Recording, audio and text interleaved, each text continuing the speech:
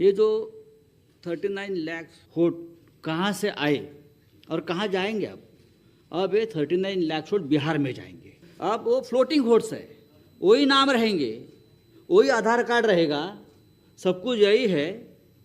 वो वोटर्स घूमते रहते हैं। थोड़े दिल्ली में आए हैं, महाराष्ट्र पैटर्न वहाँ भी हमने देखा, कल हम दिन भर थे, 2 दिन यहाँ। अब ये 39 लाख वोट जाएंगे बिहार में, फिर बिहार से जाएंगे यूपी में। ये एक नया पैटर्न यहाँ बन गया है और यही पैटर्न से ये लोग चुनाव लड़ते भी हैं और जीतते भी हैं। ये वीडियो सुना आपने? ये संजय राउत हैं जो सांसद भी हैं। इन्होंने कहा कि ये जो 40 लाख वोटर हैं, इन्होंने ही महाराष्ट्र में वोट डाला था। महाराष्ट्र के बाद कुछ वोटर दिल्ली में भी वोट डाल के गए हैं और यही वोटर बिहार जाएंगे और उसके बाद यही 40 लाख वोटर यूपी जाएंगे। नमस्कार, मैं शंभू कुमार सिंह और आप देख रहे हैं नेशनल दस्तक। आप आज दिल्ली का इंतजार कर रहे होंगे कि दिल्ली के नतीजे क्या होंगे। इस वीडियो को अंत तक देखिए, आपको पता चल जाएगा कि दिल्ली में क्या होने वाला है। सारे एग्जिट पोल ने बीजेपी को जिता दिया है, उस बीजेपी को जिस बीजेपी ने दिल्ली में पिछले 4 बार से मुंह की खाई है। सोचिए, कांग्रेस 2 बार उसको हराई, तीसरी बार आम आदमी पार्टी ने हरा दिया, चौथी बार भी आम आदमी पार्टी ने हरा दिया है। क्या 5वीं बार बीजेपी जीत जाएगी? ये सबसे बड़ा सवाल है। क्या 7-8 सीटों वाली बीजेपी अब 50 सीटों का आंकड़ा पार कर लेगी? सबसे बड़ा सवाल ये है। लेकिन सोचिए, इससे पहले ये जो खुलासा है वो हिला देने वाला है। इसी से आपको अंदाजा लग जाएगा कि दिल्ली में आज नतीजे क्या होंगे। महाराष्ट्र में 2024 में ही लोकसभा चुनाव हुआ था। लोकसभा चुनाव में बड़ा झटका लगा था बीजेपी को और शरद पवार, उद्धव ठाकरे और कांग्रेस ने अच्छा प्रदर्शन किया था। नरेंद्र मोदी के 400 पार के नारे को की हवा निकल गई थी। वो तो शुक्र मनाइए कि बिहार में नीतीश कुमार ने 12 सीटें, नीतीश कुमार गठबंधन में चले गए और उड़ीसा में सीटें आ गई। नहीं तो 240 सीटें बीजेपी को आई थी। आप कल्पना कीजिए कि अगर यूपी में कुछ और घट जाता या बिहार में नीतीश ना होते, अभी भी ये सरकार गठबंधन की चल रही है। 400 पार का नारा दिया गया था। महाराष्ट्र ने भी बड़ा डेंट दिया था। लेकिन सोचिए, महाराष्ट्र में 2024 के लोकसभा चुनाव में, मतलब 2019 से लेकर 24 के बीच में सिर्फ 30 लाख वोटर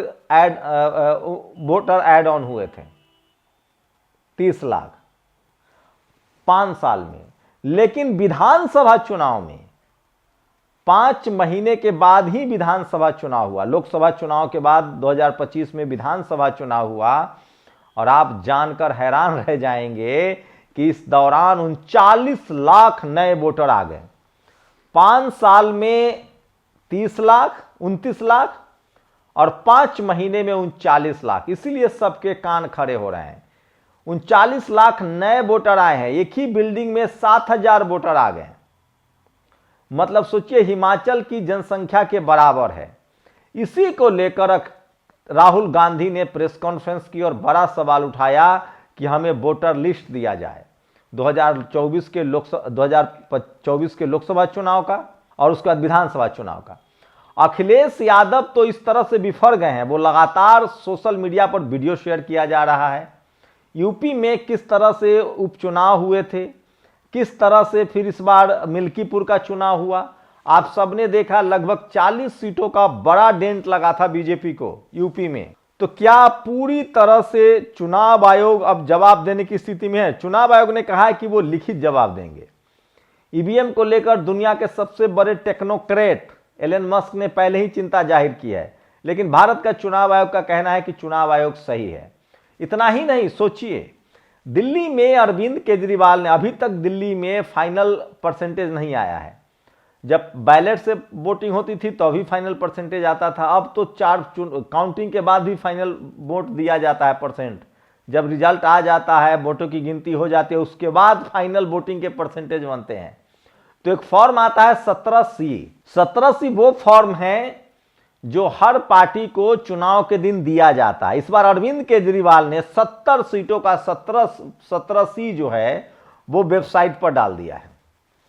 17C वो फॉर्म है जिसमें पता चलता है कि किस बूथ पर कितना वोटिंग हुई 6 बजे शाम तक, कितने वोट डाले गए, कितना % वोटिंग हुई। चुनाव आयोग से मांग की गई थी कि आप अपना 17C चुनाव आयोग की वेबसाइट पर डालिए, चुनाव आयोग ने नहीं डाला। उसके बाद अरविंद केजरीवाल ने अपना 17C 70 सीटों का वेबसाइट पर डाल दिया है। अब सोचिए, यही नहीं, चुनाव आयोग को लेकर कई तरह के खुलासे होते रहे। ईवीएम तो एक बड़ा मुद्दा है।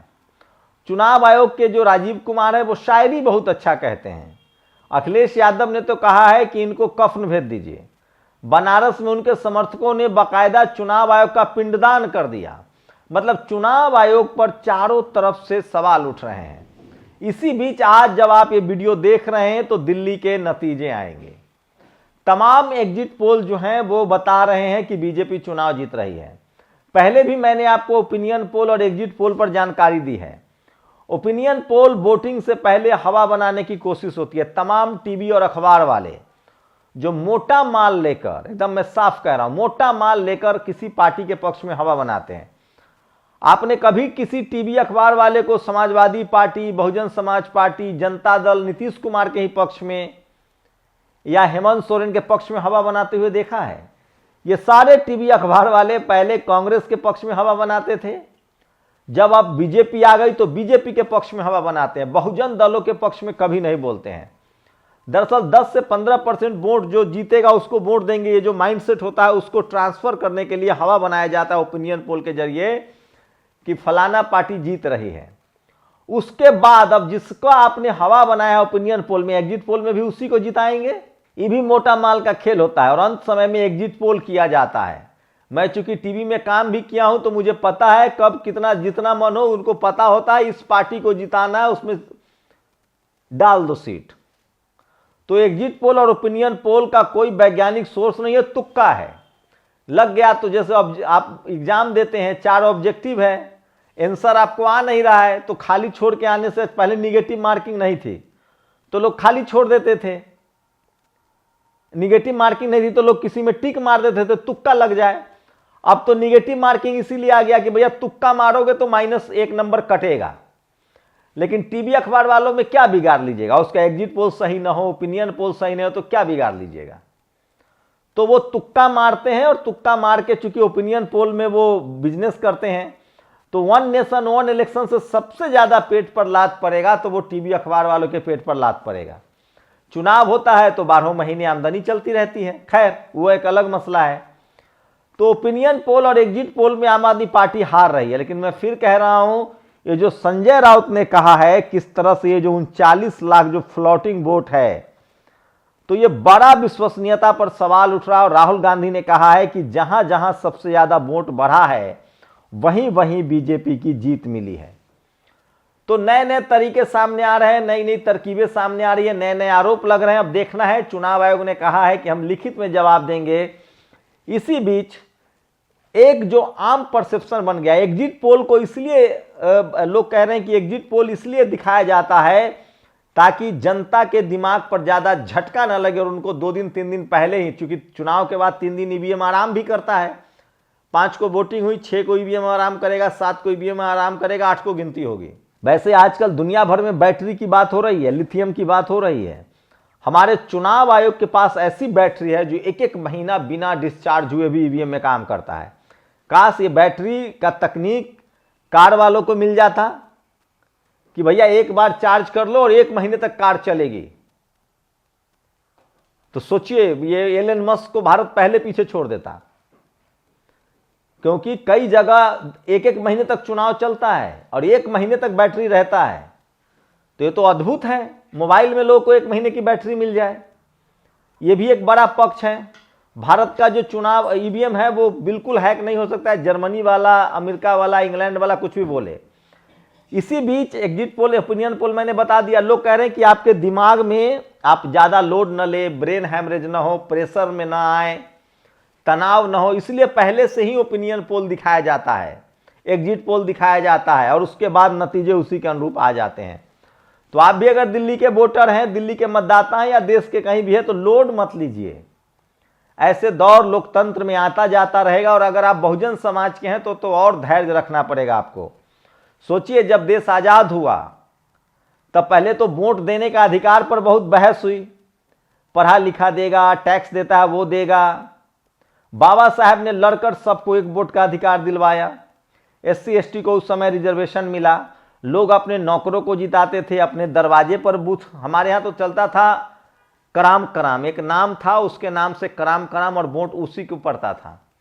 बाद में बूथ लूट होने लगी, और जब इस देश में बहुजन आंदोलन हुआ, शोषित वंचित समाज के नेता जगदेव बाबू या फिर रामस्वरूप वर्मा, सोनेलाल पटेल, मान्यवर कांसी राम साहब जैसे नेताओं का उदय हुआ, भारत रत्न जननायक कर्पूरी ठाकुर ने जब लड़ाइयाँ लड़ी, तब यही कांग्रेस वाले EVM लेकर आ गए, और बीजेपी वाले भी उसी का इस्तेमाल कर रहे हैं।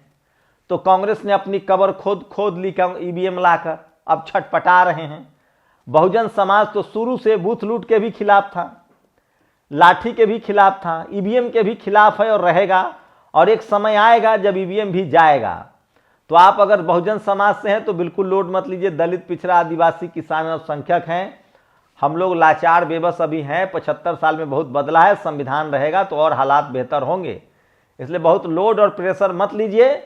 लेकिन ये 40 लाख जो वोटर है, ये जो संजय राउत ने कहा है कि ये महाराष्ट्र के बाद दिल्ली, दिल्ली के बाद बिहार और बिहार के बाद यूपी जाएगा, तो बाकी अंदाजा आप इसी से लगा सकते हैं कि नतीजे क्या होंगे। हमें भी कमेंट करके बताइएगा कि किसके पक्ष में नतीजे आएंगे। बाकी आप समझदार हैं। शुक्रिया।